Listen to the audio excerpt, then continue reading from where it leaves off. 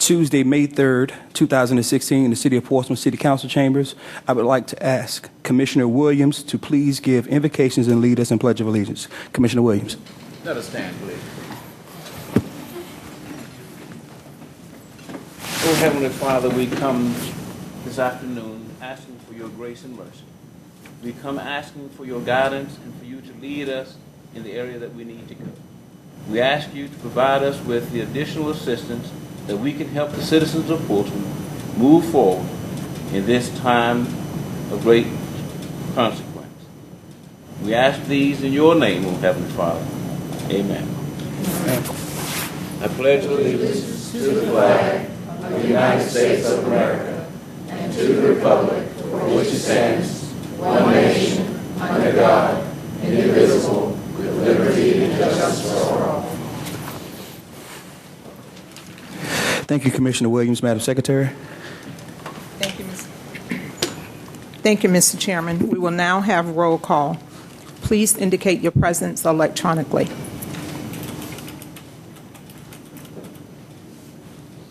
Is it working? 6 members of the Planning Commission are present. Commissioners, before you are the minutes of April 5th, 2016 public hearing. If there aren't any changes, we're in need of a motion. Commissioner Williams. Mr. Chairman, Cut your mic on. I'm looking for the wrong thing. Mr. Chairman, I move that the minutes of our last meeting be adopted. Chair received the motion. Chair is in need of a second. Commissioner Thomas. I second that motion. Madam Secretary. Thank you, Mr. Chairman. We have a motion and a second, and you will be voting electronically. The minutes are approved 5-6-0. Announcements of future meetings and conferences. Please note our next work session is Tuesday, June the 7th, 2016 at 12:30 p.m., 6th floor conference room, followed by public hearing at 1:30 p.m., City Council chamber. Items reviewed today will be presented to City Council for action at their June the 14th or June the 28th, 2016 public hearing or as otherwise noted. Planning Commission rules limit a speaker up to 5 minutes to speak. We also ask everyone please silence your cell phones at this time if you have not already done so. Our first public hearing item is Z-16-02 Uptown. Ray Moore, The Circle Contracting, is requesting that the regulating plan for the D2 form-based code area be changed from general urban frontage to workshop frontage for the property located at 1320 London Boulevard. The purpose of this request is to allow the existing light industrial activities at 1400 London Boulevard to expand into the existing building and grounds at 1320 London Boulevard. The comprehensive plan's generalized future land use map recommends light industrial development on the parcel. The parcel is approximately 1.13 acres and is also identified as tax map 38, parcel 700. Staff Coordinator Brian Sweats. Thank you. You're welcome. You can see here the location of the property off of London Boulevard. The picture on the slide shows the existing vacant building. The applicant is asking to expand his existing business into that building. To the north of the property is the Oak Grove Cemetery. To the west is a self-storage facility. To the south is a parking lot and a vacant automobile dealership and garage. And to the west is the existing Circle M contracting building. The site is part of the D2 form-based code area. The purpose of the form-based code is to try to create a neighborhood that has a cohesive look and character. And the way that it does that is by creating what are called frontages. On the streets, on the slide on the map on the screen, you'll see that each street has different colors. Those colors correspond to frontages. Those frontages determine what a building will look like, and then from there we look at what each building would be allowed to be used for.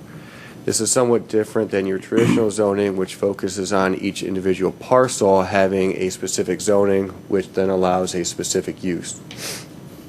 In this case, the applicant's current building and the site that they are looking to expand to, which is the subject of the application, has a frontage of general urban. This will allow for your typical mixed-use type development. The change to a D2 form-based code for this area actually made the applicant's property a non-conforming use, as zoning has determined that their use would qualify as a machine shop, which would only be allowed in a workshop frontage. You can see in the blue streets here that workshop frontage is located in the area, but it is not located here on the portion of Godwin Street that the applicant's existing building and where they would like to expand to have frontages. So therefore, they are asking that the frontage along this portion of Godwin Street be changed from general urban to workshop here, which again would allow them to expand their business across Godwin Street into the existing vacant building, would also make their current business conforming under our D2 form-based code zoning. This change would be consistent with the comprehensive plan's future land use map. It also meets the comprehensive plan's goal of increasing economic development in the city by allowing for an existing business to expand and succeed, to not have to look for a new site, which could potentially be in another city. So therefore, planning staff recommends approval of this application. I'll be happy to answer any questions if you have any. Commissioner Zari, any questions? Commissioner Youngblood. Thank you, sir. Brian, my understanding is that this would not have any effect on any other properties on Godwin Street because there are no other properties, correct? Well, the other property on this section of Godwin Street would be the applicant's existing building. So this would bring them into compliance and make them no longer non-conforming with the form-based code area. And I also understand that this will have no effect on the cemetery. In other words, it will not change the access on Godwin Street to the cemetery. Is that correct? It will not. Okay, good. Thank you, sir. You're welcome. Thank you, Commissioner Youngblood. Any other questions for Mr. Sweats? There being none, thank you, sir. Madam Secretary. Thank you, Mr. Chairman. I have 2 registered speakers. As I call your name, would you please step forward and give your name and your address for the record? Our first speaker is Raymond Moore.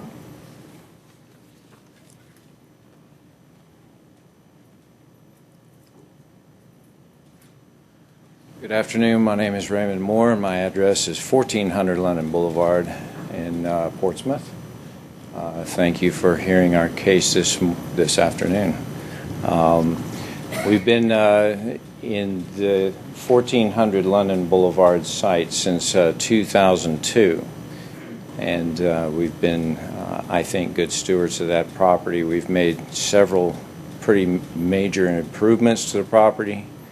We've kept the site up, and the city has received quite a large sum, over $250,000 in tax revenues since we've been there. Okay. We would like to expand into the adjacent property on the other side of Godwin, which has been vacant for almost 4 years. It needs quite a bit of help, and we're willing to do the maintenance of it to get it back up so that it's habitable for our business. We also plan to, over some time, occupy it with an additional 15 personnel, which we plan on hiring over the next 2, possibly 3 years. But there's significant parking improvements for us. We're growing, and we have nowhere else to go. So we're forced to make a decision. Do we leave Portsmouth and go somewhere else in Portsmouth, downtown to somewhere else in Portsmouth? Or do we try to expand into this building, which would be ideal for us? It's less turmoil for the business, disruption. We're known for being there for the last almost 15 years. We like where we are. It's very centrally located. And I would appreciate your consideration of our application. Thank you. Thank you, Mr. Moore. I appreciate it just from a standpoint as a citizen that you want to, continue to stay here and grow your business. And I Okay. just say that personally. I appreciate that, and I'm pretty sure everybody in the audience does too. We appreciate your consideration. It's definitely been ideal for us. We came from Norfolk and don't want to go back to Norfolk. Okay, It all right. We wasn't- won one. All right. Yes, sir. Thank you so much. Commissioners, any other comments or questions? Thank you. Thank you, Ms. Moore. Madam Secretary? Thank you, Mr. Chairman. Our next speaker, Roland Carpenter.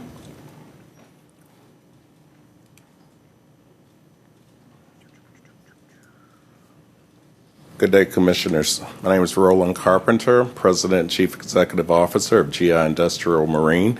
We too are located in Portsmouth, 2100 Columbia Street.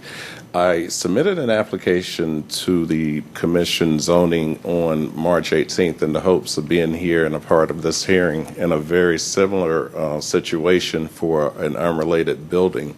Since we're not talking my case and my day today, I wanted to go on the record and let you know that we've grown 20-plus jobs in the last year alone in our business, and we're looking at what could be an $80 million award approaching between now and the 4th of July.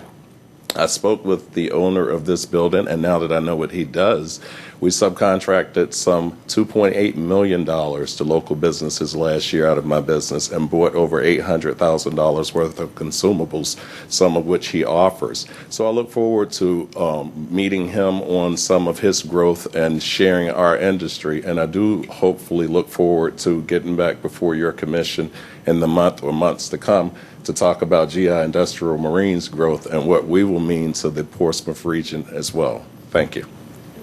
All right. Thank you, sir. All right.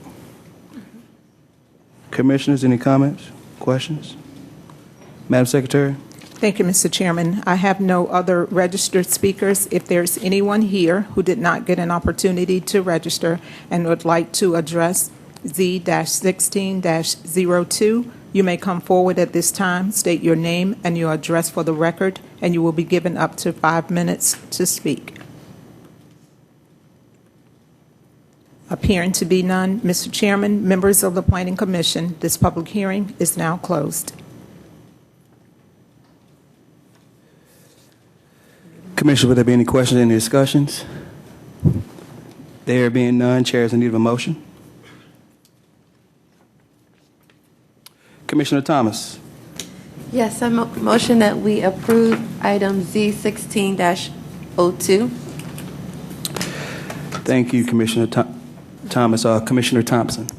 I'll second that motion. Madam Secretary? Thank you, Mr. Chairman. We have a motion and a second, and you will be voting electronically. This item is approved 6-0. Our next item, UP-16-06, Downtown. Request of Dan Aston of the Whitmore Company for a use permit to renovate the commercial structure at 430 Crawford Street, formerly occupied by Wells Fargo Bank, for 46 multifamily apartment units. The property contains 0.711 acres, and the overall density proposed would be 65 apartment units per acre. In addition, Mr. Aston is requesting a number of deviations from the development standards, including the 30-foot setback for parking, location of driveways, height of the first floor, and other items related to the renovating of the existing structure. The property is presently zoned downtown D1 in the T6 sub-district and is located in the mixed-use downtown land use category on the future land use plan contained in the comprehensive plan. This property is also identified as tax map 6, parcel 53. Staff Coordinator Jonathan Hartley. Mr. Chairman, members of the Planning Commission, again, my name is John Hartley, a planning administrator with the City Planning Department. Before you today is a request to convert what was the Wells Fargo Bank building on Crawford Street from an office building to 46 apartment units. As a part of that project, they're proposing to, as the developer refers to it, reskin the building from its current 1960s design to a design that generally is Georgian per se, and it's in many of its design elements. But there are a couple of things that I'd kind of like to go over with you before we get into the details of the project. First of all, there are really two parts to this request. The first part is the request for the use permit. And the use permit is a requirement that was established by City Council back in December of last year. It was a citywide change. In essence, any multifamily project in the city prior to that did not always require a use permit, and they changed the ordinances to require all such projects to obtain a use permit. So if you go to your staff report, there is an assessment of the use permit criteria in relationship to this project. The second part is there are some design standards that the applicant is requesting a deviation from. If you recall, we had in the ordinance when it was adopted what was called the Type 2 process. And essentially that was a process where an applicant could request deviations from the requirements by going to bringing their proposals to you as the Planning Commission to obtain approval of those deviations. In the last, I'll say, year and a half, it's come to our attention that there is a state Supreme Court decision that was adopted in 2004, I believe, where that authority to the Planning Commission does not is inconsistent with the Code of Virginia, and therefore not something that the Planning Commission can act on. We have since amended the zoning regulations to allow a use permit process to essentially provide that same form of relief, particularly in the D1 downtown district. And so there are a number of deviations that are requested as a part of this project. Most of those are directly related to the fact that the building is going to be renovated and reskinned, in contrast to, say, new construction, which is what we've seen in other situations. I'd like to, so even there are kind of two parts to your consideration. If you notice in the staff report, we've essentially bundled those into one section so that you can act on the use permit, which would then include the proposed deviation. So it only requires one action of the Planning Commission. Here we go. On the screen is a rendering of the building that is proposed. On the left and on the right is the current zoning map. And I need to explain a little bit more of the history of this area of the city, and some of the background that has led to this kind of zoning scheme that exists. Back in 2008, the city had a downtown master plan and waterfront strategy plan prepared for the city, and essentially the zoning scheme for the downtown area followed pretty much verbatim, if not totally verbatim, the scheme that was proposed at that time. Essentially, it broke the downtown area into two areas: the uptown area, which we refer to as D2, and the downtown area, which we generally refer to as the D1. And then that D1 area was broken down into a number of sub-districts. There are 3 districts in particular that I just want to highlight a little bit. The High Street corridor essentially was designated as T5, which is a district that allows quite a mix of uses. And the T5 area, and I don't know if I can get this dot to work, but okay, this is the High Street corridor, and this T5 area, as well as the T4 area just south of it, is an area in the plan that established or continued the use of the Downtown Design Committee as a design review public body that meets and regularly reviews what people are proposing to do. Just north of that, there's an area that is not colored, and that is the Old Town Historic District, which was not a part of this plan. That too has a Historic Preservation Commission that reviews any modifications that are made to structures or any new construction that occurs in that district. Within the downtown master plan and waterfront strategy as well, it established what is designated as the T6 district, which in fact is the waterfront area of the city. And it established that district as the most intensive zoning district in the city. The minimum building height, just as an example, is 4 stories. The minimum density for residential development is 60 units to the acre and goes up to 90 units to the acre.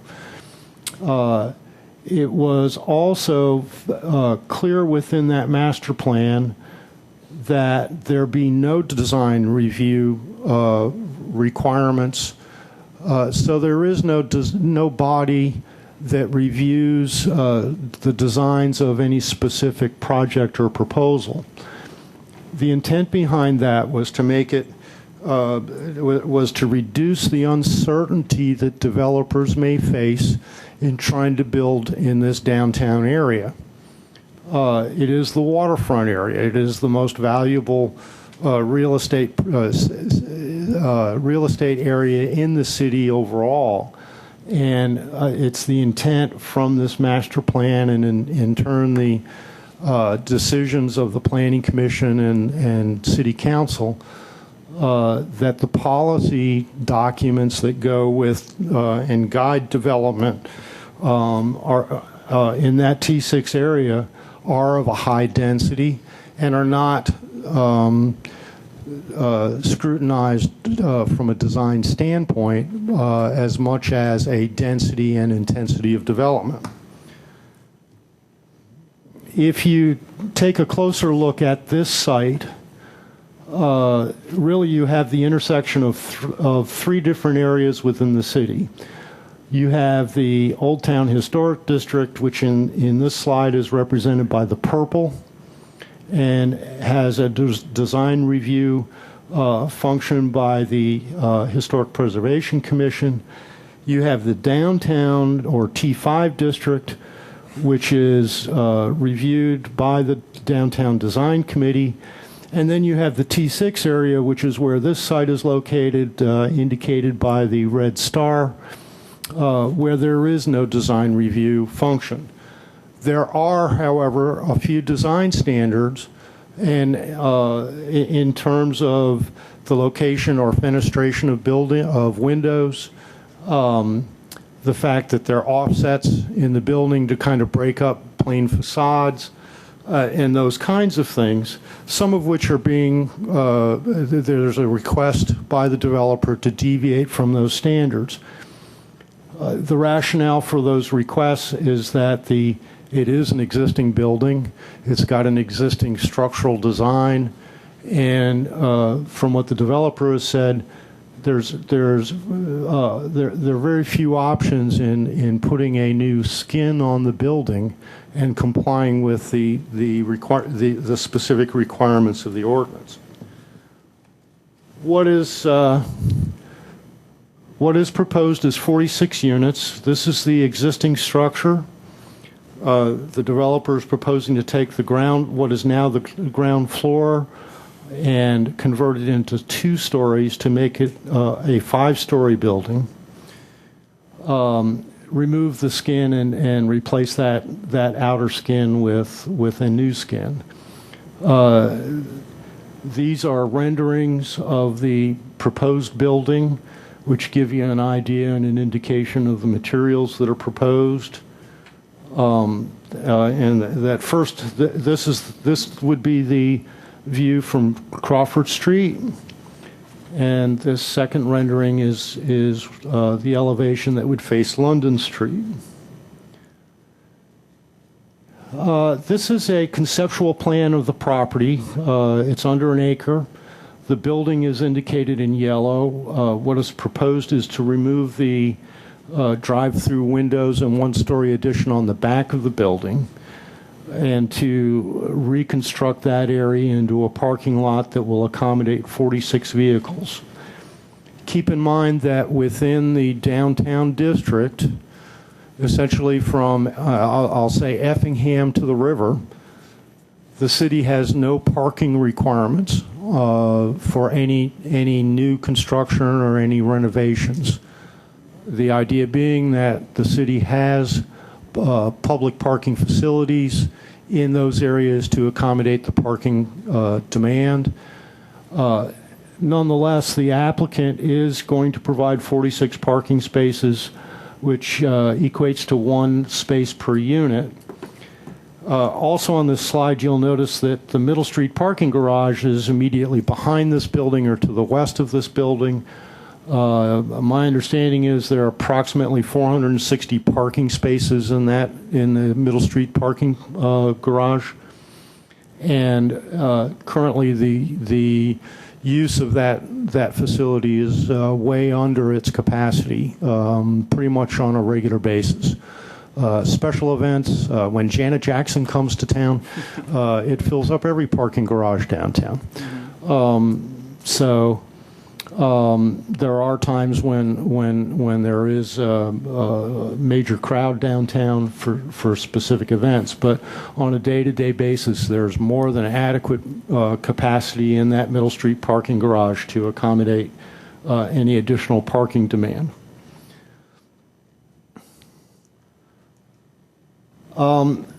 There are a number of conditions that are proposed by staff with this application. First off, we've included both the concept plan that we just talked about, if I can get back to that. This concept plan, as well as these elevations, are conditions of, staff has recommended that these be conditions of the use permit. There are also conditions related to the landscaping of the site. There are opportunities for landscaping until we get into the details with the developer in terms of a site plan. Some of those are things that we'd like to see, things that we think should be addressed in the design. And so the condition is written in such a way that there are certain elements that would be evaluated and ultimately approved by the planning director from a landscaping standpoint. In addition, there are those deviations, and let me just kind of run through the list of deviations that are requested. There's a requirement that at least 30% of the building facade basically be windows. The developer is at this point can't commit to meeting that standard, and then has asked that standard be deviated. A deviation from that standard, again, the renderings kind of replace what that requirement is. There's a requirement that the building cover at least 75% of the length of each frontage. This building comes pretty close, but again, until we get to the site plan stage, those kinds of calculations are difficult to make, so there's a request for a deviation from that. He's requesting there's a requirement that parking be set back 30 feet from the public right-of-way. And that's something we have deviated from in the past. For example, the Harbor Vista building across the street from City Hall. There's also a requirement in the ordinance that there be a street wall anywhere between 5 and 12 feet wherever a building wherever there is not a building on the frontage. He's requesting a deviation from that, and again, with Harbor Vista, that was with new construction, that was a deviation that was approved. There's specific requirements and standards for street trees. Once again, we're dealing with an existing building. We've incorporated street trees as a requirement under the landscaping section, but that'll give us, the staff and the developer, flexibility to employ things that will work. There's a height requirement for the first floor with a residential structure as what's proposed. That's a very difficult item for the developer to meet, again, given the fact that the building's there and he's renovating it. And then there's articulation, which essentially is the offsets that you see in many buildings, and that's to create a vertical separation between sections of a building. Again, we're dealing with the renovation of an existing structure, particularly along Crawford Street. That structure is pretty much right on the property line. So it essentially would require encroaching in the public right-of-way, not something that's feasible. With that, I'll try to answer any questions. I've gone through it fairly quickly. Again, the conditions are in your staff report, as well as a listing of the deviations that are being requested. I should add a couple of things. One is there were a number of items that the applicant requested that after evaluation by staff, we determined that they were not necessary to consider because the staff's interpretation was that what's proposed met the criteria of the ordinance. So you'll see some items in the applicant's request that, in the opinion of staff, doesn't really apply and doesn't require a formal waiver.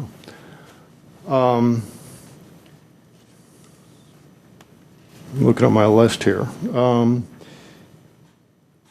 Another thing that I just wanted to mention was this is kind of a unique project compared to everything else that we've had in the downtown district. We've had at least 3 buildings proposed and now under construction in the downtown area. Those 3 were all new construction. This is the first project we've had proposing a renovation of an existing building. And if you look at the criteria in the zoning ordinance, it really doesn't do a good job in accommodating renovations as opposed to new construction. Something that we hope to be able to focus on in the future and do a better job within the ordinance. And I guess the final comment I would make is there are a number of letters and comments that you received that are in the back of the packet.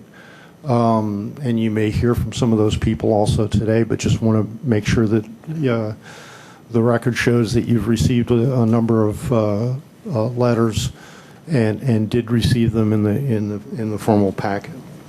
With that, I'll try to answer any questions that you may have. Commissioner Youngblood. Thank you, Mr. Chairman. Mr. Hartley, there are some metered parking places in front of the Wells Fargo building at present. Since this would not be a commercial property anymore, has there been any talk about taking those meters away, I just can't see why we'd need them. And at this point, I can't say that there has been any talk. This project really is, at this point, is in its conceptual stages. Without the use permit that's been applied for, it can't happen. So, as with most projects, developers pursue the necessary approvals first, and then we all roll up our sleeves and bang out the details. Just as kind of a sidebar to that, the on-street parking is managed, I'll say, by our city engineers, the engineering department, and the city engineer. I believe that if there's no longer a need to have meter parking there, then it would be removed. Well, I ask because I notice in all of the letters that we received that parking is a consideration that's brought up time and again. And I understand that. Heck, I live in Old Town, so I feel the pain. And anything we can do to grant a little bit more public parking down there would make sense. So I hope that staff will support that if it comes up.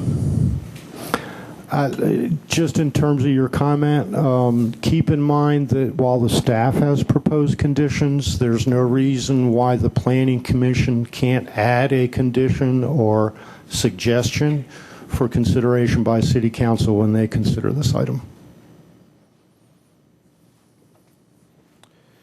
Thank you, Commissioner Youngblood. Commissioners, any other questions for Mr. Hartley? Thank you, Ms. Hartley. Thank you. Madam Secretary. Thank you, Mr. Chairman. I do have several speakers. As I call your name, would you come forward, state your name and your address for the record? Our first speaker is Maureen Brashear. Good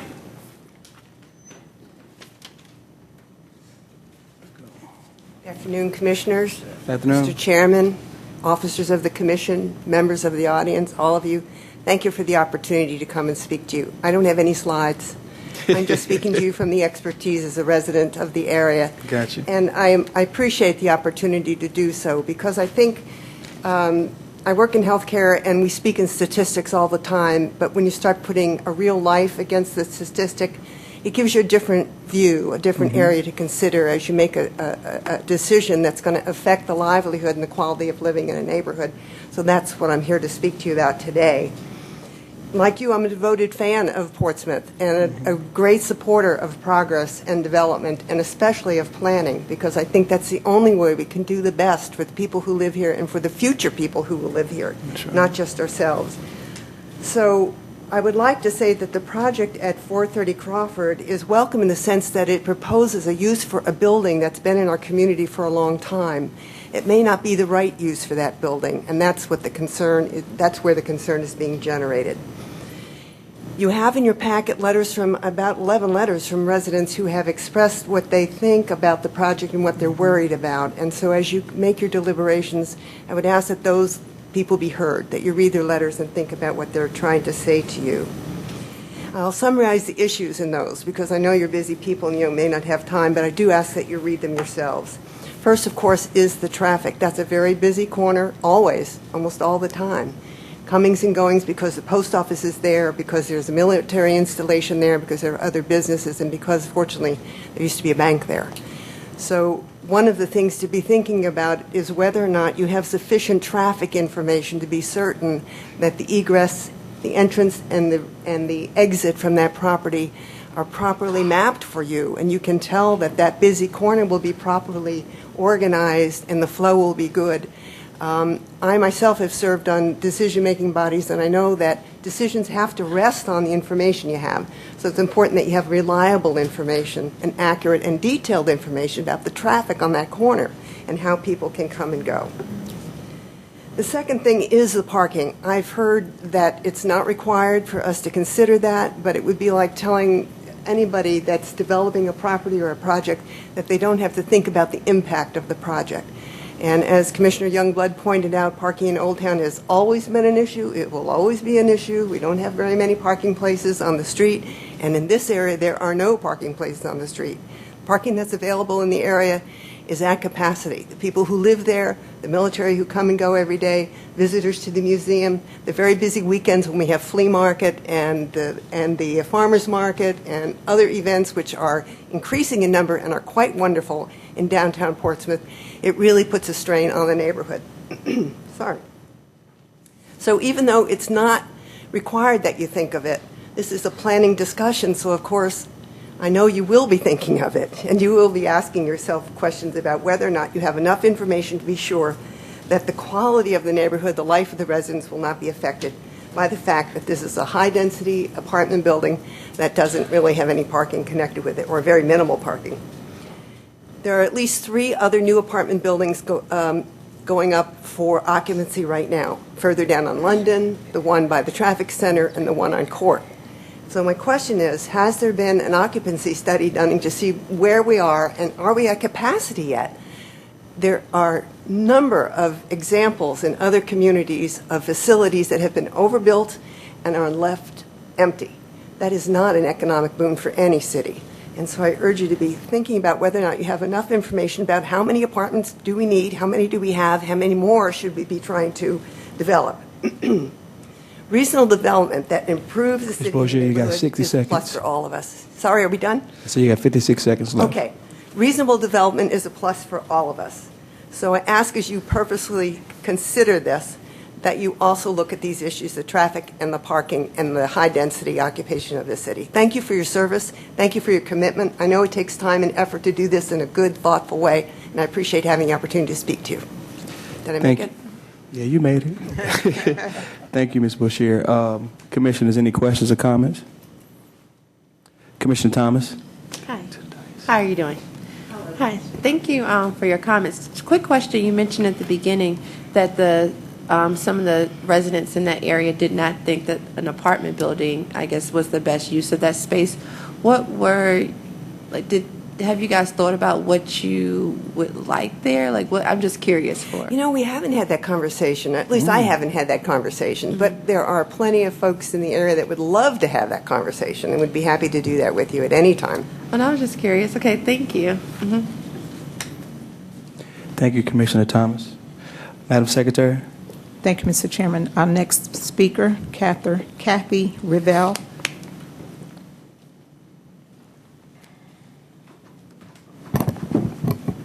Hello, my name is Kathy Revel, and I reside at 422 Crawford Street, directly across London from this proposed property. Thank you for this opportunity to speak. I first became aware of this project back in March when Mr. Aston told me about it at a function we both attended, and he later showed up unannounced at my home to bring me the plans for this proposed project. My first reaction after studying it was that this project would permanently alter an exquisite example of mid-century architecture. To build a cookie-cutter, pedestrian-looking building that lacks the quality and the integrity of the Old Town District.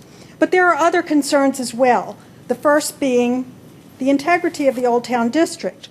While I understand that this property does not actually lie in the boundaries of Old Town, for all intents and purposes, it is in Old Town. Any car that turns onto London Street from Crawford heading west is greeted with the sign, "Welcome to the Old Town Historic District." It has been said that this building is consistent with the architecture in Old Town, or that it is compatible, but the design of the building and the materials being used do not support that assertion. This project is also being this property is also being currently marketed as being in the Old Town District. In the Harvey Lindsay's ad, it says that it's located in historic Old Town. Surely the marketing of this new project will be marketed as being in Old Town, and for all intents and purposes it is. Therefore, I respectfully request that prior to approval, the design and materials used in this project and the current design standards be maintained to reflect the integrity of the Old Town neighborhood. The second concern is parking, which has been an ongoing issue, as others have stated. It affects residents, businesses, Coast Guard personnel, post office customers, tourists, festival, art show, and concert goers. This project is likely to exacerbate this already difficult situation. The plan provides one space per unit, but this is not realistic. What about residents with more than one vehicle? What about visitors? What about the economic impact of taking parking spaces out of the parking garage or even out of the Old Town neighborhood parking for residents and giving them to these residents, taking them away from Coast Guard personnel, residents, restaurant goers, businesses, visitors, etc.? It's not fair to continue to expect the downtown businesses and the residents of Old Town to absorb the ever-increasing demand for adequate parking here in our neighborhood. There are many times when residents and businesses are unable to access their own properties because of this parking issue, and this is only expected to get worse if these issues are not properly addressed. I respectfully request that this project be deferred until a parking study can be completed to address these issues. Another concern is traffic safety. The corner is very busy. Pedestrian use by Coast Guard personnel, business customers, and employees, as well as post office customers, is constant. During festivals, art shows, and events, pedestrian traffic is even heavier. And traffic on this corner is also heavy for the same reason. This is also a truck route for trucks going down London because they're trying to avoid the High Street corridor. This makes it even more dangerous. Where is the traffic study that indicates that this will be safe? I respectfully request that prior to approval of the project, a traffic study be completed to assure the safety of this new traffic use. Finally, there is a concern about property values.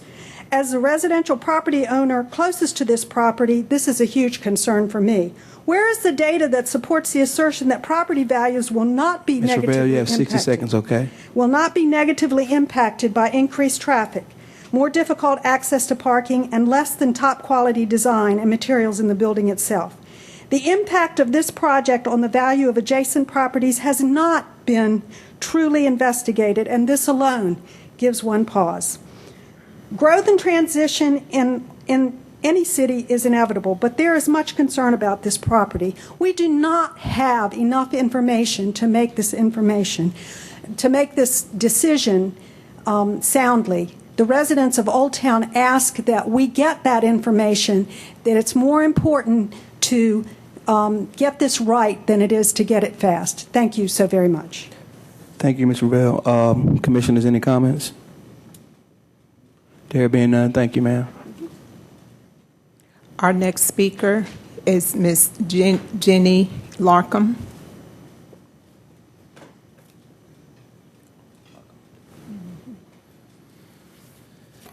Good afternoon, Commissioners. Thank you very much for your time. My name is Jeannie Larkham, and I live at 410 Crawford Street. I've been living in downtown Old Town for 20 years, and I love it, and I hope to be able to stay here. I have several concerns that I want to bring to your attention, some of which you've already heard, some of which you'll probably hear again. But I have some that are important to me, at any rate. To me, calling this conversion the Crawford House seems a slap in the face to the residents of Old Town, who constantly try to preserve our historic buildings.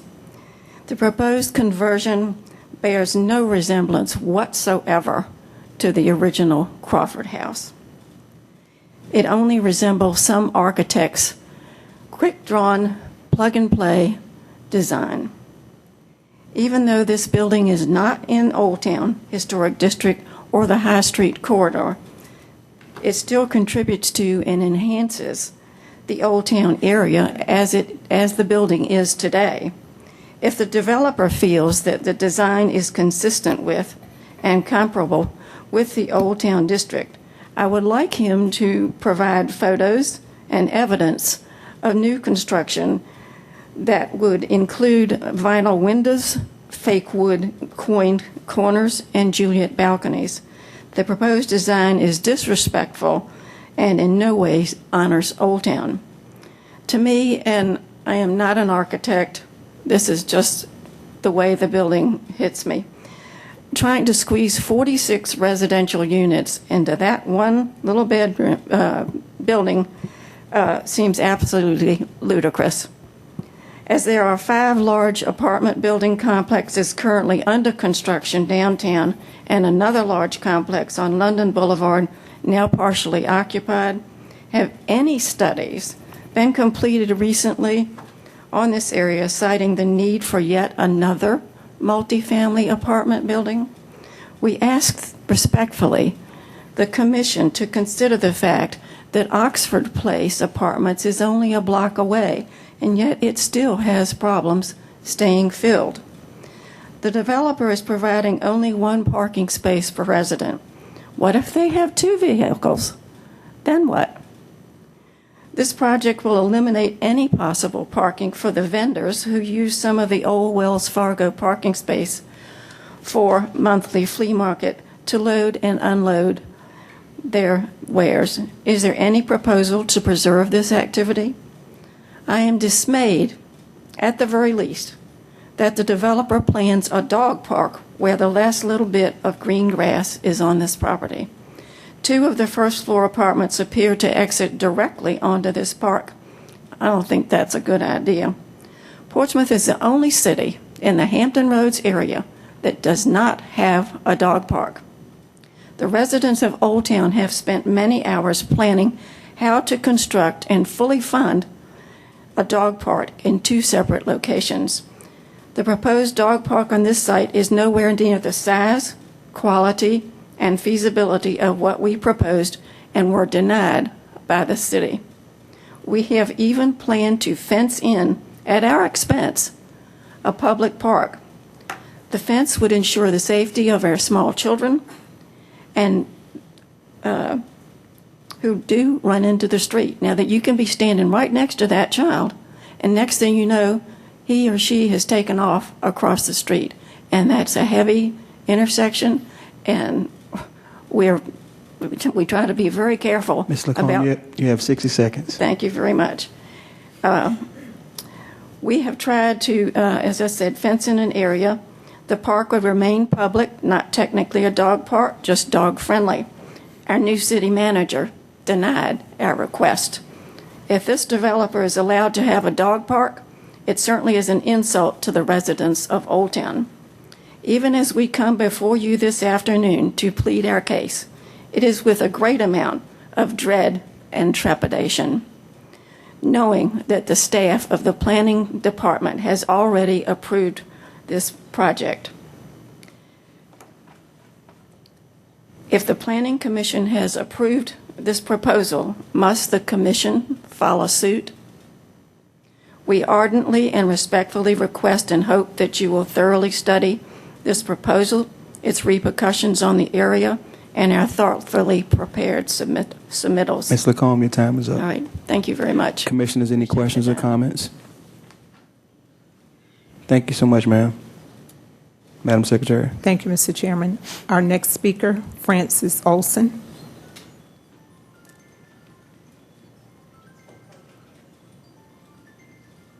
She didn't get a memo. Good afternoon. My name is Frances Olson. I live at 421 Crawford Street, kind of kitty corner from the proposed building. You've already received a letter from me, which I hope you've had time to read. I haven't changed my views, even though Mr. Aston called me with an attempt to persuade, educate, and even bully my opinion. Although the Wells Fargo building is not in Old Town Historic District, it is in the original Old Town plat. It is still a well-designed, mid-20th century modern building that has integrity and originality. The planning staff has recommended approval based on presentation of only the builder's plans. I would ask you to recommend denial of that change until conditions set forth today are met. We who are speaking today will give you the residents' reasons why. In Mr. Aston's phone call, he said that the apartment he was planning was modeled after the Red Lion Inn on London Street, with brick on the first floor and clapboard above. I asked him if he would accept recommendations of an Old Town resident on changes to the architecture building of the building he was planning. Generally dodging giving me an answer, he finally responded that he had architects who had designed the building plan for 430 Crawford, implying that a resident would lack the qualifications to make any recommendations. He has put a nod to the overwhelming predominance of porticos and porches that exist in all of the houses in Old Town, but they appear clumsy, and the entrance portico needs more design help, as do some other architecture features that others will address. Regarding my concerns about parking, Mr. Aston firmly said several times that he has no obligation to provide parking. He does show 46 spaces in the lot owned by Wells Fargo Building, and the rest will have to park in the Middle Street garage. He insisted that Harbor Tower Apartments has no parking and that residents have to pay to park in the city garage. Fortunately, I am a volunteer caregiver to a resident at Harbor Tower, and I could assure him that parking was included in the rent. Mr. Aston was also perplexed why the citizens living in Old Town were so concerned about his building that wasn't even in the historic district. Maybe we're channeling Mrs. Emily Spong. Her resistance to tearing down the original hotel. Perhaps he's never dealt with such an old community where houses have been owned by families for over 200 years.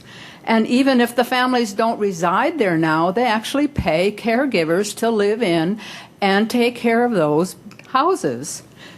Residents, and maybe residents who love their city, have more invested in it than owners who don't live there. This is a very special city. I come from Minnesota 50 years ago. Uncle Sam brought me here, left me off. I have lived happily in Portsmouth for 50 years. When I win the lottery, which is never, I'm not leaving Portsmouth. There's people here, there's architecture here, there's history here that is like no other part of this country. The oldest surviving house in Minnesota was built in 1850. Now in Portsmouth, that's a new house. If you do proceed to give approval, and Mr. Smith, I am watching the clock, so you don't have to tell me. Okay. It's all right. I'm just doing my job. No, that's good. That's Yes, good. ma'am. If you do proceed to give approval to an irrevocable zoning change allowing multifamily housing, I would ask that you recommend with the following condition: that an Old Town resident chosen by the Old Town Civic League be appointed to serve as an advisor to the architects, and that the developer demonstrate that he has a guarantee from the Portsmouth Parking Authority for the use of the Middle Street parking garage as overflow parking by the residents or their guests 24/7. One last word: good design, even if anachronistic, is better than a poor imitation. Thank you for listening. Thank you for your time. Thank you, Ms. Olson. Commissioners, any questions or comments for Ms. Olson? Thank you so much, ma'am. Madam Secretary. Thank you, Mr. Chairman. Our next speaker, Barbara Vincent.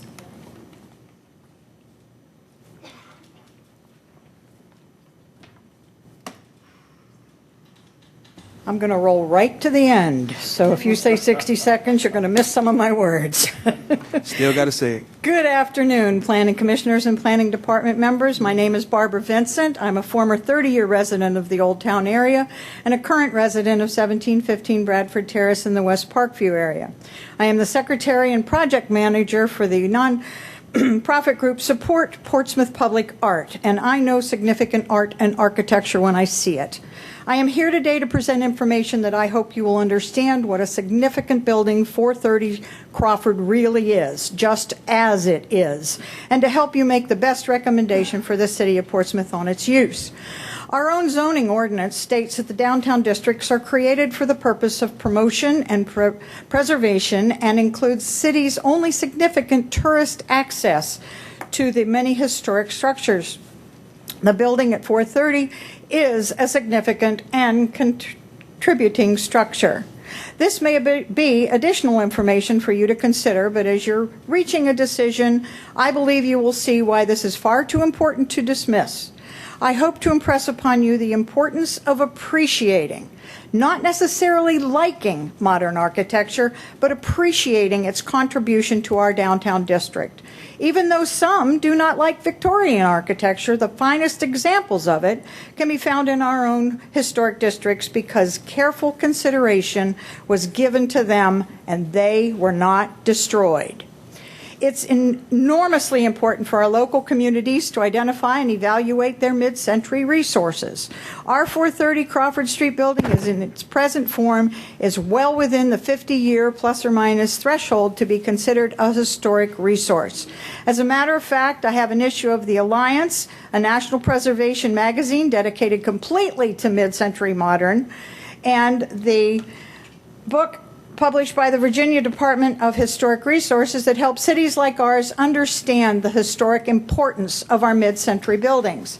It is complete with photographs. The publication lists the defining characteristics of these buildings, among them allowing proper setbacks and a front facade consisting of primary pedestrian-friendly entrance.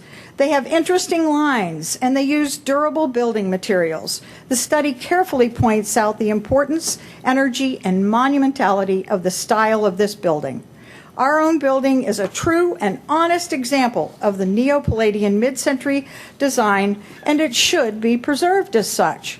Once again, our own zoning ordinance says, quote, opportunities for unique architecture and signature buildings exist at intersections, end quote. The building on this highly visible corner intersection was well planned to integrate into the land on which it was placed, and its use fits well with the other mid-century neighbors. It is exactly this thoughtful placement, scale, and design that relates to the neighboring buildings. In addition, this building represents a pivotal moment in the history of the Portsmouth-built environment. Its design is an interesting, stark contrast to the community's distinctness. It, too, is a landmark.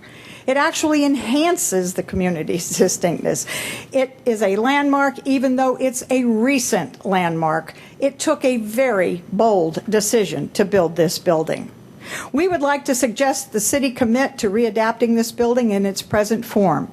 We should take inspiration from other cities such as Winchester, Suffolk, and Durham that have taken advantage of their existing mid-century resources and recognized their potential. I looked at the clock and lost my place.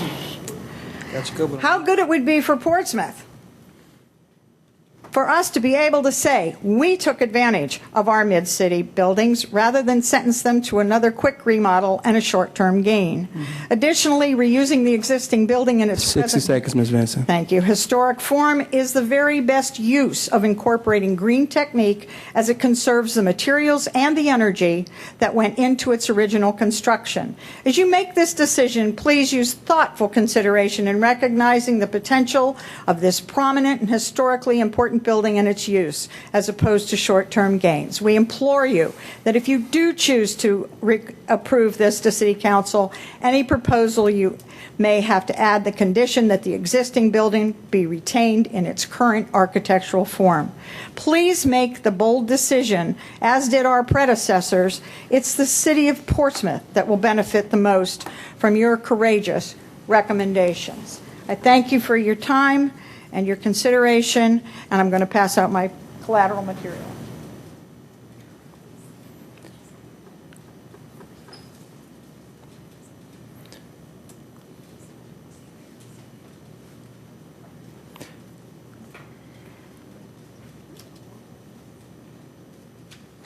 Thank you, Ms. Vincent.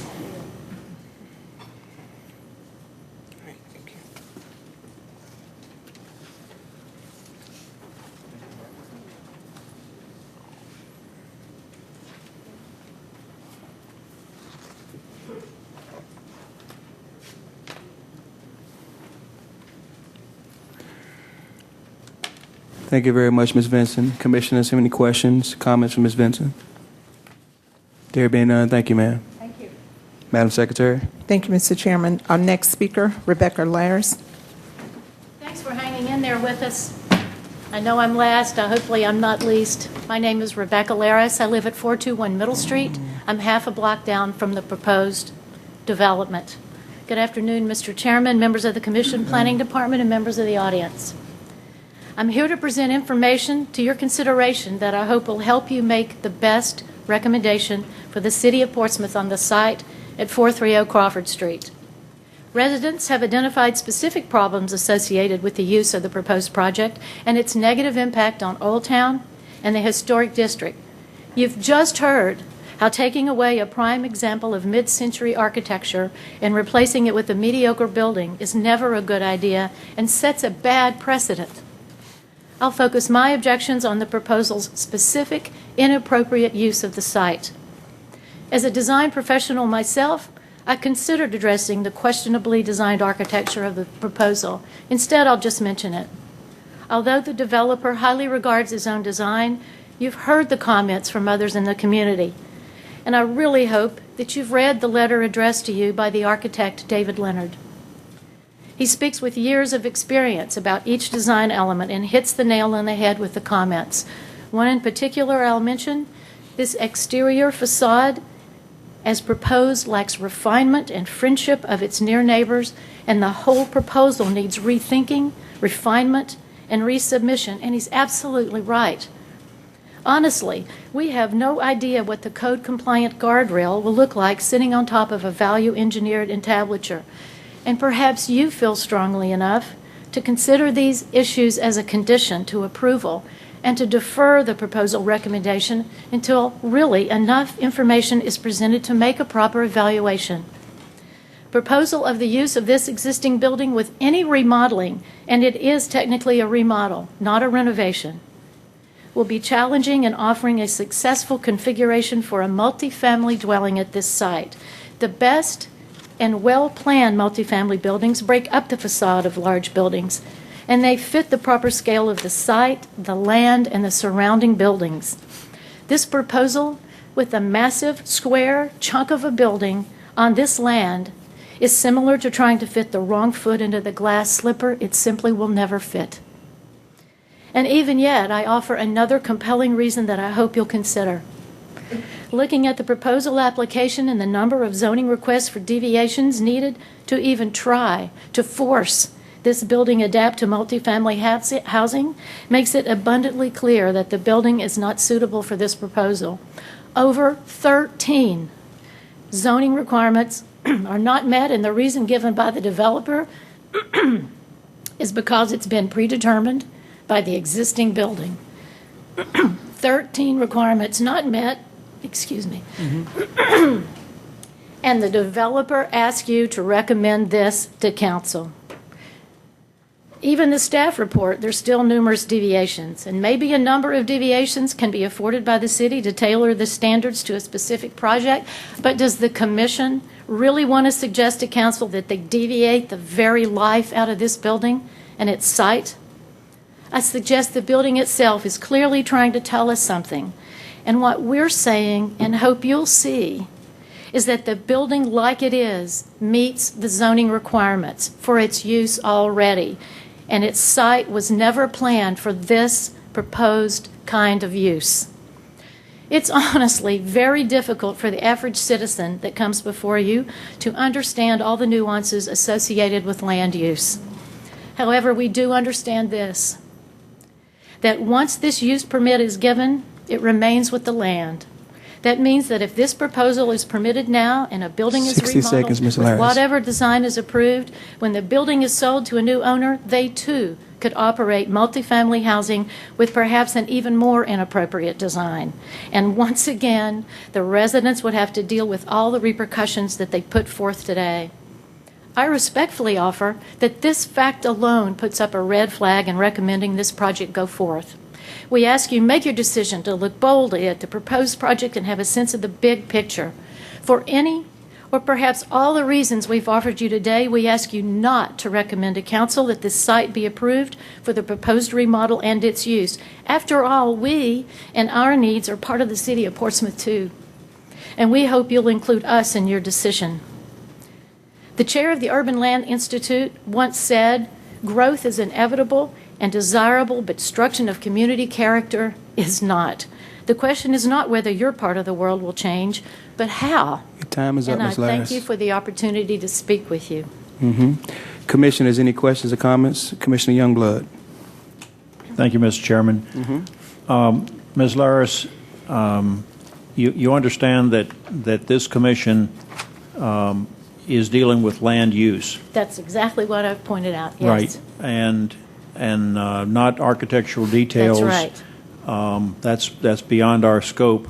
That's right.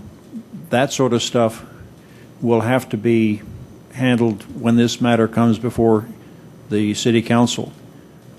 We really are not the body to talk about the windows and... That's right, and that's why I didn't Right. dwell on I just that, want to right. make sure, We I'm do. addressing this to you, but I really want to address it to the greater audience so they'll understand. Because, there's more than just the two of us here. And I think everybody feels very strongly about this. But I want them to understand that the Planning Commission talks about, or really only addresses the use of the land, not the appearance of the building and in historical significance or the materials being used.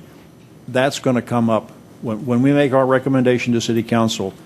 Then if you think that this building is inappropriate, that it should be a different design or something like that, then you need to bring that up to City Council because they have the authority to make that change. We do not. And that's why I specifically discussed the land use, and it's Right. perpetual, and it Okay. stays with that. And once that decision is made, then that happens over well, and over again. Thank you. Yeah.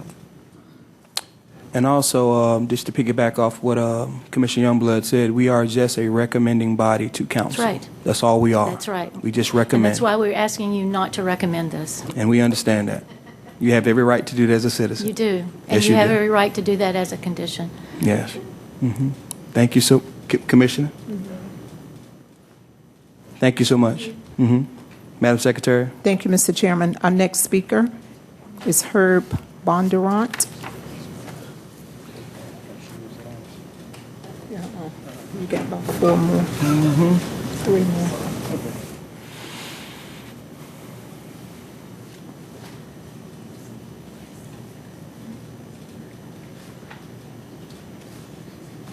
My name is Herb Bondurant. I am the owner of the office building just to the south of this project, as shown in that block in the lower right-hand corner. I bought this building. It was an existing building in the early 90s, transferred our architectural and structural engineering practice here, and have been here. This is our 24th year. Tight property. We have 3 stories. We average anywhere from about 16 to 25 employees at any one time. We have 5 parking spaces on our site. The rest of them we get from the parking garage. Parking is a real issue to us. Most of our work is along from Pennsylvania to Florida.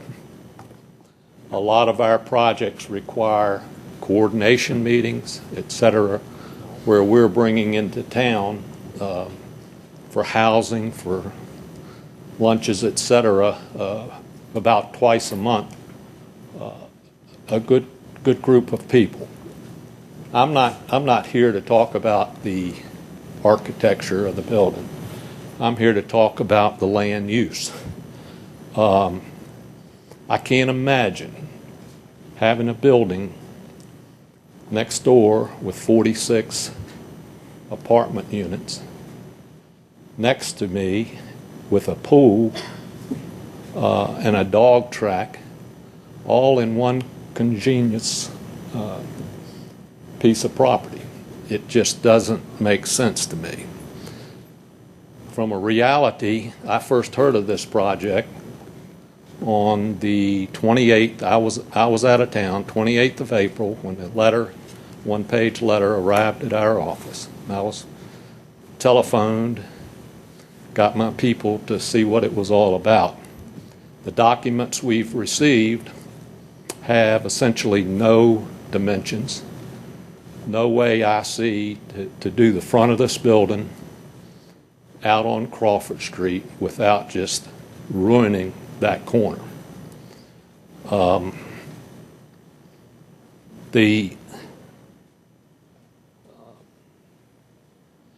I don't know what my options are, but this certainly is not going to be there. I've turned down tenants in my building that had to deal with the public and bring children in, and that I wouldn't accept from a safety standpoint. This is downtown Portsmouth. We've enjoyed being here.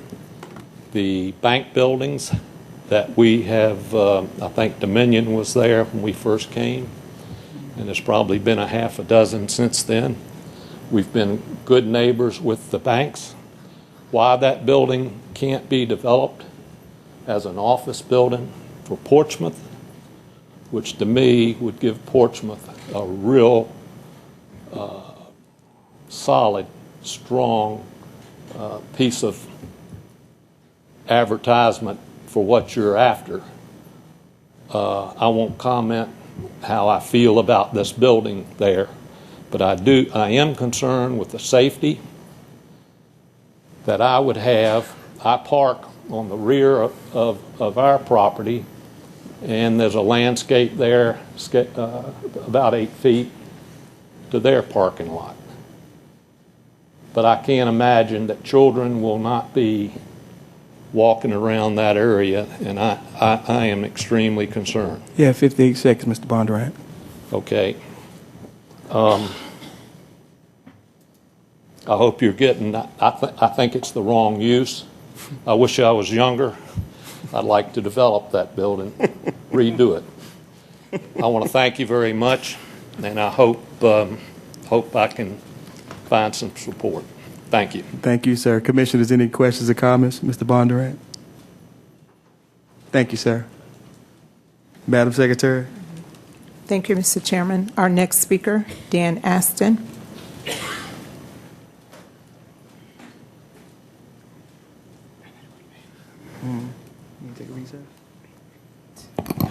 Good afternoon. My name is Daniel Aston. I reside, my offices are 3526 George Washington Memorial Highway, Yorktown, Virginia. I am the developer of the building at 430 Crawford Street. You've heard all the objections, I think, that I have heard and read in the letters. I tried to reach out to all the folks I could get phone numbers on. Some of those people reference those conversations. When we first saw this building, we saw an empty building. One of the owners is here today. You know, it's lost all the tenants. It's hard to attract office space and do an economic plan to restore office space in Portsmouth. You're not seeing new office buildings being built in Portsmouth. You're seeing apartments because it's the only thing that works. And that's how you rebuild cities, with people, not with empty office buildings. So we saw an opportunity. We saw an opportunity to take an empty building that was sitting there, all 5 floors. There's one tenant left, I think, on a month-to-month lease. The bank moved out. And to turn it into something that we thought would be vital, something that would create tax base, something that would bring people to our city.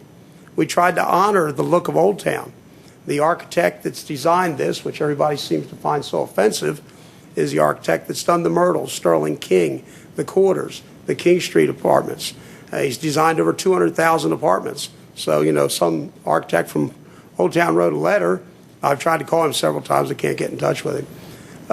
So we felt like, you know, when you do urban design and you do urban development, adjacency is a big issue. I acknowledge that. But this building is not in the Old Town Historic District. And this building has the right by zoning to have apartments here. It has the right by zoning not to have an architectural review. Now, why did we decide to take the facade off? You know, I'm ambivalent as to the look of the building, all right? I like traditional, and most people like traditional in their housing stock. And they like it, as is evidence in Old Town, because that's the major look across our nation of the way residential looks, not modern buildings. You know, you think of your house, and I guarantee you 99% of the people here live in a traditional style house. So we thought traditional architecture was appropriate. And we also found out something about the building that was compelling. This building, when you take this skin off, is going to look like a steel box. There's all these vertical members, and that's what sets where we can put new windows. But the existing building is a closed system. It doesn't have any air in it. It's all mechanically pumped in. So once again, everybody in this room probably lives in a house, I do, that has a screen door and has a window you can open to get the, the right fresh air in. There is no way that these windows are encased in concrete, so they're solid. And we didn't think that was the right look or the feel for a residential building. So that's why we went down this path we went down. I've heard about parking. There is no parking code downtown, no parking requirement. We wouldn't build a building with no parking. This is not New York City. We recognize that. So we're meeting it 1-to-1. And I've heard all these comments about this parking garage, and it's like it doesn't exist. Everybody says there's no parking. It's terrible. The gentleman here that has the office building, parking's terrible. I went to the engineering department. There's 474 parking spaces in that garage. And I can bring you aerials over the last 10 years probably, and you'll never see a car parked on the top deck. Never. All right? So that parking garage, I looked at it as a great plus.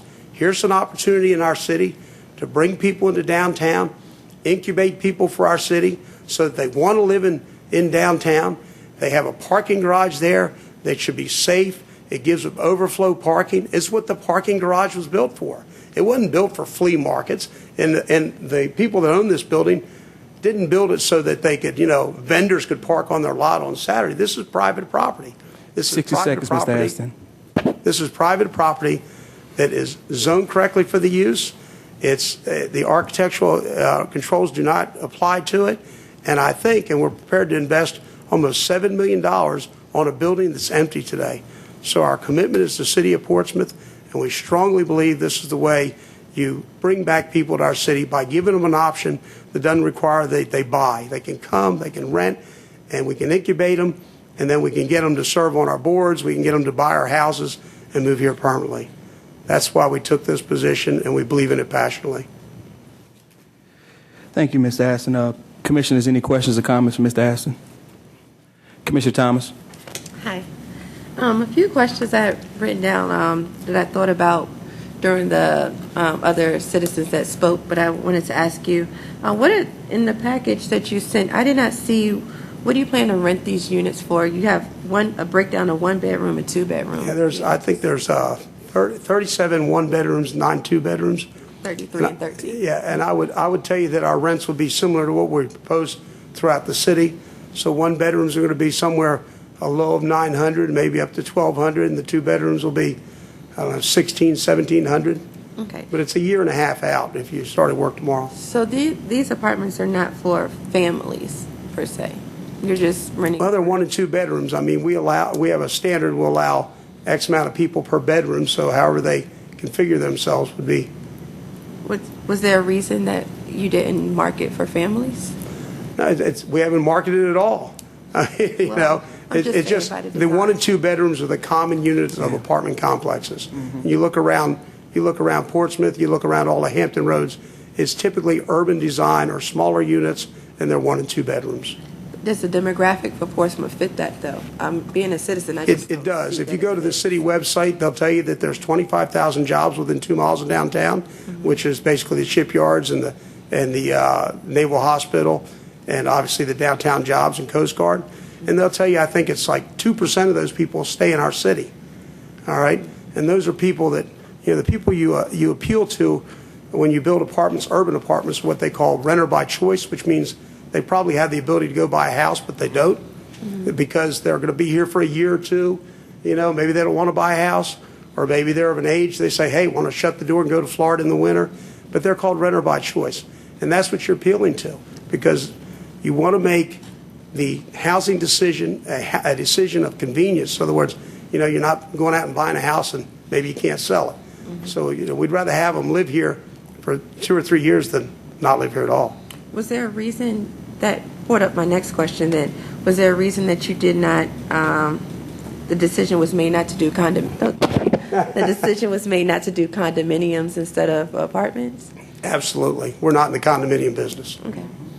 And then my last question is, with the facade of the building on the outside, why isn't the brick used all the way throughout? Why is it? I mean, I know it might be a design thing for you have brick veneer on the bottom and then siding at the top.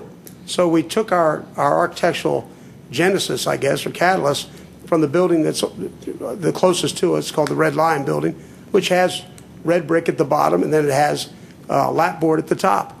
And we thought, okay, let's honor the adjacency of what's there. And so we're using a very high-quality brick. It's a Redland brick. It's called Georgian. It's a full clay brick. It's a wood mold brick, which, conveys that old world feel. It's got the broken corners, and it's not a tumble brick. It's actually a wood mold brick. And so that's what we're doing. And we thought that would honor the look of what's across the street. Okay. All right. Thank you. So, Any other questions? Commissioners? Commissioner Thompson. I heard a lot of comments about how this was quickly thought out and somewhat less than kind of shoddy construction. And I just wanted to say that there's nothing cheap or easy about what they're proposing to do here. This is going to be a very complicated renovation project, and it hasn't been ill thought out. I'll just say this man wouldn't be standing here proposing to do that. I've been in some of their units, and they're very high quality. So I just wanted to make that comment. Thank you, Commissioner Thompson. Commissioners, any other questions or comments? There have been none. Thank you, Ms. Aston. thank you, Mr. Chairman. No problem. Madam Secretary. Thank you, Mr. Chairman. Our next speaker is Phil Ferguson.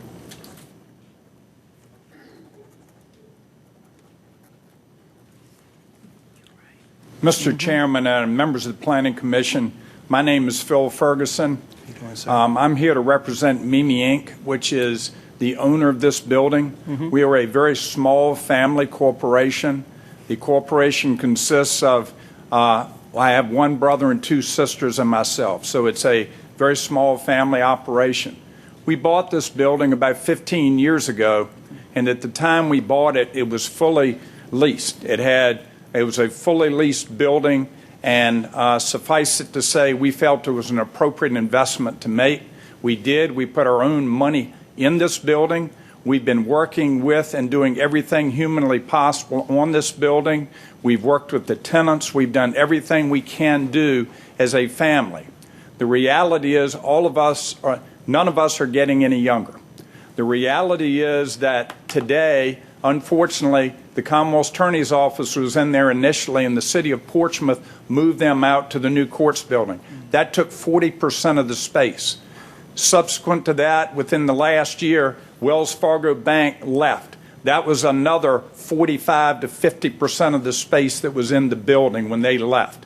The reality is you can't replace a bank where the bank was, because banks today want things that are different from the way that building was designed. They don't want two-story buildings as that was and in that open space. That's why Wells Fargo moved down the street into more of a box-type situation.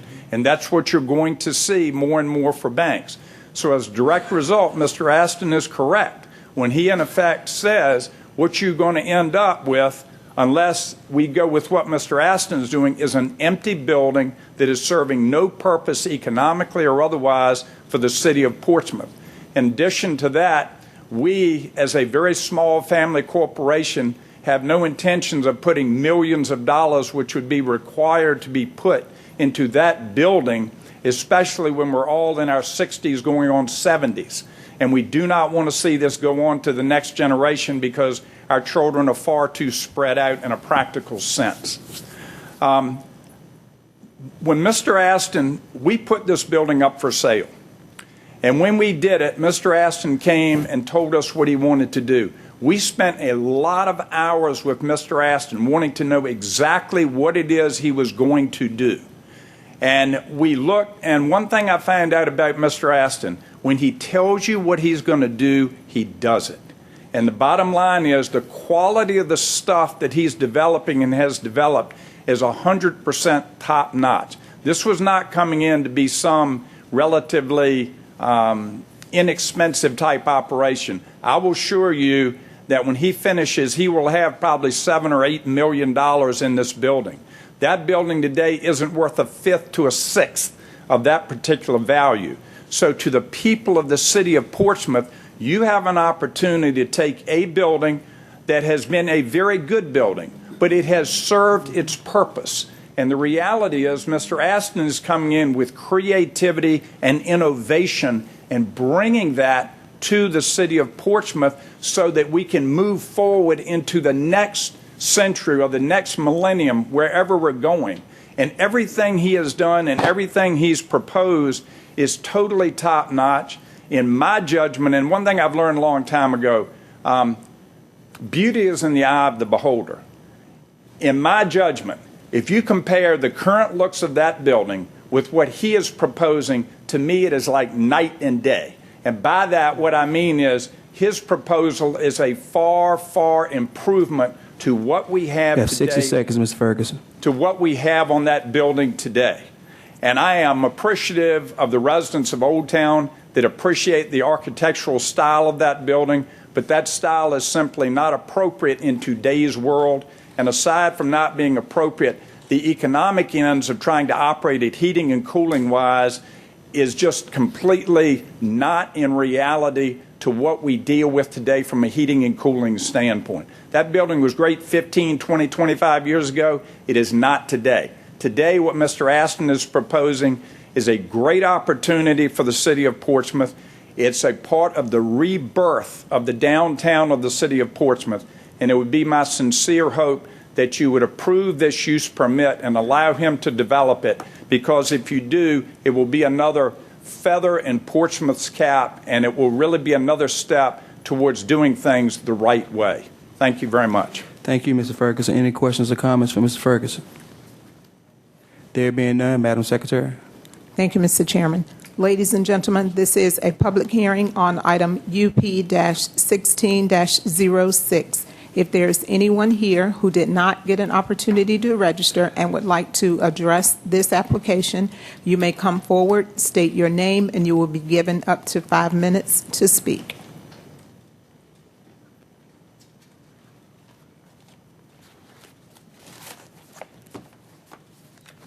Good afternoon. I'm Terry Danaher. I live at 413 Dinwiddie Street in Portsmouth, and I had no intention of speaking, but it's so exciting today that I just had to come up. First of all, I would like to say that I think Dan Aston has done some really good stuff here, and I really appreciate that. But my concern now is, as a former member of the EDA, when I heard that we have a great lack of really good office space here. And I have not been in the building in question except on the first floor for years. So I have no idea what shape it's in or how realistic it is to keep the building in its current condition. But I would ask that you consider talking to the Economic Development Department and find out a little bit more about the balance between residents and needed office space. Because it's one thing to bring in a lot more residents, and I think we're talking about somewhere around in the neighborhood currently of about 800 new residential units, many of them for Mr. Aston. Thank you. But we depend quite a bit on the shipyard and the hospital, and there's an awful lot of talk now about our over-reliance on military installations and that we need to look elsewhere.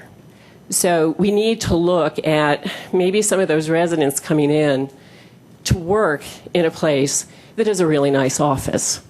And so we have some balance there between what is residential and what is business. And this right now is, as I understand it, a business use. So use is one of the elements that you're dealing with. Is that not the case? Am I wrong? Yeah, land use.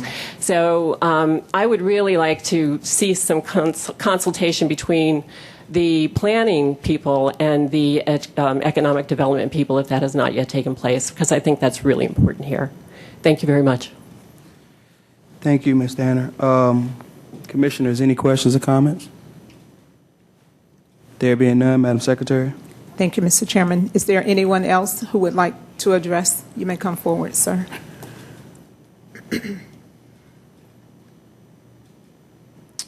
Good afternoon. My name is Calvin Sherrill. I'm a resident of Norfolk, but I am one of the members of Bonder and Associates that operates in the building at 444 Crawford Street, just south of the proposed project. One thing that I have been conscious of in listening to all of the comments today is what I interpret as concern with maybe the timing of the action on the application. And I think it's inevitable that there will be some change that takes place on this property. Mr. Aston has presented a residential use. The building has traditionally been a business use. But I think there has been a lack of background on exploring what is the best use for this project. As Herb Bondurant mentioned a bit ago, there are no dimensions in the site plan, and I think if you go back and look at some of the pictures of the existing building and were to draw a line straight down to the ground, you would find that there's very limited space between that new line and the adjacent sidewalk areas, and in turn the street and parking. And the proposed design from a practical standpoint may not function very well as the pictures indicate at this point. So I also noted that the Mr. Hardison, if I'm not sure I got his name right, noted that the staff was recommending as a condition the facade and the site plan. They're yet to be defined.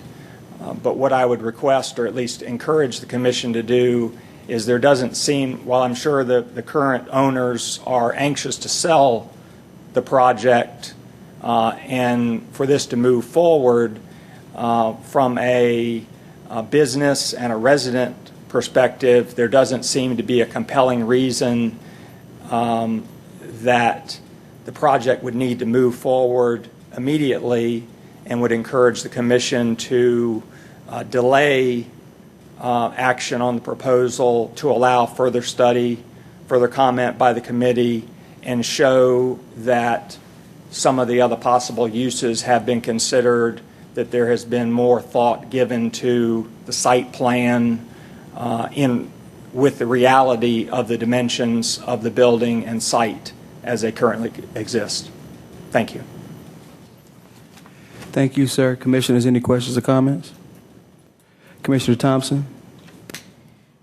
I totally respect what you're talking about, the use of the building. However, it's not public land or it's not a public building, and we have a private developer that wants to invest $7 or $8 million into the project. So it's kind of up to them to propose what the use of the building is.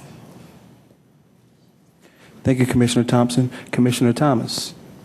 Yeah, I just have a question. I guess maybe someone from the planning department can answer.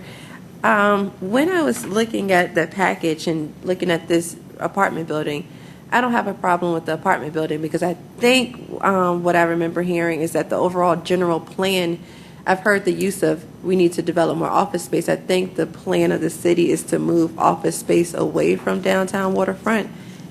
But it would be helpful sometimes if we could have like a future plan from EDA or something of what they really are planning to do with that area, to see if all of these apartment complexes can truly be supported, or is it in the general plan? Let me answer your question this way. First of all, we work very closely with the Economic Development Authority, and as Planning Commission has been briefed, we currently have a firm, Hunden Strategic Partners, updating the city's market analysis for downtown. The one thing that downtown has had is market analysis after market analysis after market analysis. And the two things come clear out of that. Number one, we are terribly short of necessary residential development downtown. We have well over 100,000 square feet of vacant retail space downtown, primarily driven by lack of customers. The office space market is right now in the region pretty much dead. If you go over and look at Norfolk, they're converting commercial building after commercial building. In fact, most of the successes they're pointing out for a lot of their residential development is, in fact, converting office buildings that have been vacated. The office market's very weak. I mean, I think we're facing a situation where the land use world's really changing a lot from what historically we've looked at with a lot of office downtown. It's just not the way people work anymore. People are much more mobile. Big fixed office spaces aren't that much in demand. And so we have very, very low demand. In fact, we have very low demand for office, and we have very low demand for retail. HRPDC recently did an economic study, and within the region, when you're trying to pull yourself out of recession, it's usually a retail, residential pull out of recession. And the economic sectors they look at, the bottom two in Hampton Roads are residential and retail. So, we've got a real shortage.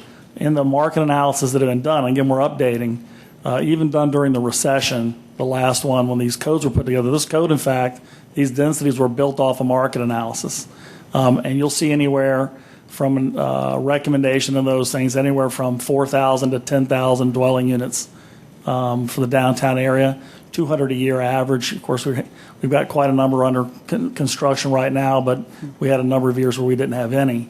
So right now, if you were to look at what the market is dictating for Portsmouth, it's residential development.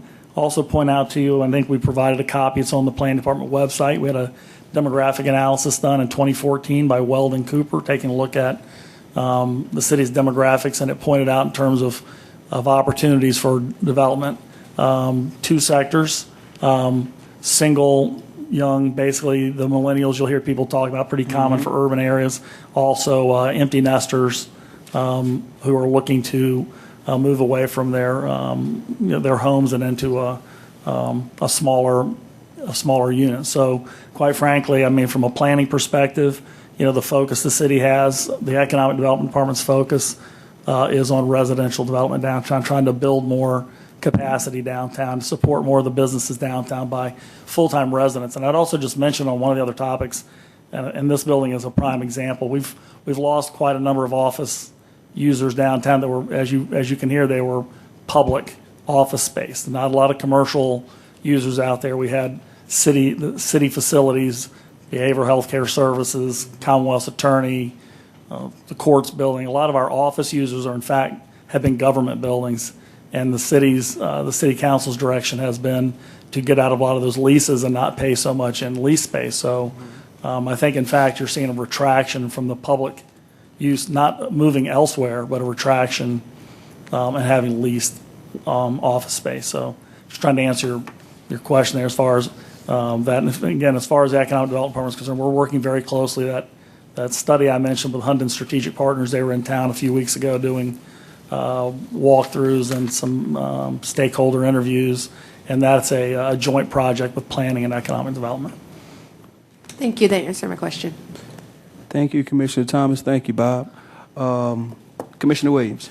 Mr. Chairman, I'm inclined to agree with Ms. Thompson. This is a private developer, and unless we're in a position to have somebody come in and rent office space, nobody's going to put office space in the building. It's just not viable right now. The economic studies that I've read do not suggest that office buildings are economically viable. Thank you, Commissioner Williams. Madam Secretary.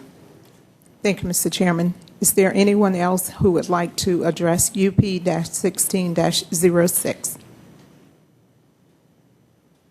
Appearing to be none, Mr. Chairman, members of the Planning Commission, this public hearing is now closed. Commissioners, will there be any questions, any discussions? There being none, Chair is in need of a motion. Commissioner Vaughn. Thank you. I make a motion that we approve UP 1606 with the deviations and conditions. Thank you, Commissioner Vaughn. Chair has received the motion. Chair is in need of a second. Commissioner Williams. Mr. Chairman, I second the motion. Thank you. Chair has received the second. Madam Secretary. Thank you, Mr. Chairman. We have a motion and a second, and you will be voting electronically. This item is approved 6-0 with deviations and conditions. Madam Secretary, I believe that concludes our agenda for today. Is that correct? That is correct. Commissioners, would there be any further business? There being none, Mr. Baldwin, is there any further business, sir? Yes, I'd just like to make a couple of comments, just for the benefit, really, of the Planning Commission as we move forward, because I do want to make sure you're aware. A lot of questions were raised today. I just want to make sure you're aware. Hold on 1 second, Mr. Bob. We're going to let them exit. Okay. Yeah. Oh, we're still at.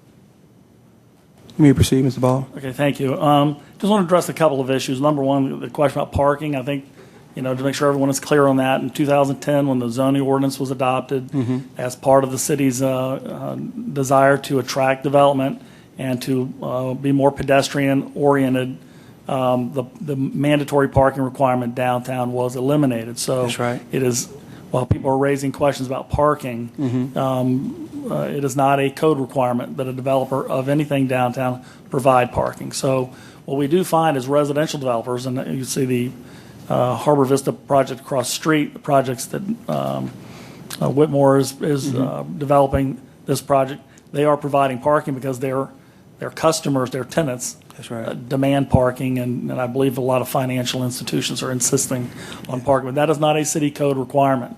The city engineering department is monitoring the parking in the city parking garages regularly. We've had a number of parking analysis done by Kimley Horn. We do keep track of parking and parking demand. And at this point, we haven't come across, at least downtown wide, what we would call a major parking problem. I do recognize there are parking issues. I'm not trying to understate that, but that is something we do pay close attention to, and we will monitor. But at this point, again, from the regulatory standpoint, we do not have a parking requirement. One last thing I just want to mention, there was a statement made by, I believe, our last speaker about that building being close to the sidewalk. I think you're all aware that is, in fact, the code requirement. That is just one of those things. The code has basically a zero setback requirement. So you will have buildings, and in fact, almost every building downtown, including the other ones being built, encroach over sidewalks with balconies or awnings or roof lines. That's all permitted by the code as well. So the intent is to get the buildings closer to the sidewalk, not further back. Just want to make sure everybody understands that. We don't discuss that often. There's some of the nuances of the design requirements in the zoning code. I just want to mention that today since those issues were raised. Thank you, Mr. Baldwin. Seems that there's not any further business. This meeting is now adjourned.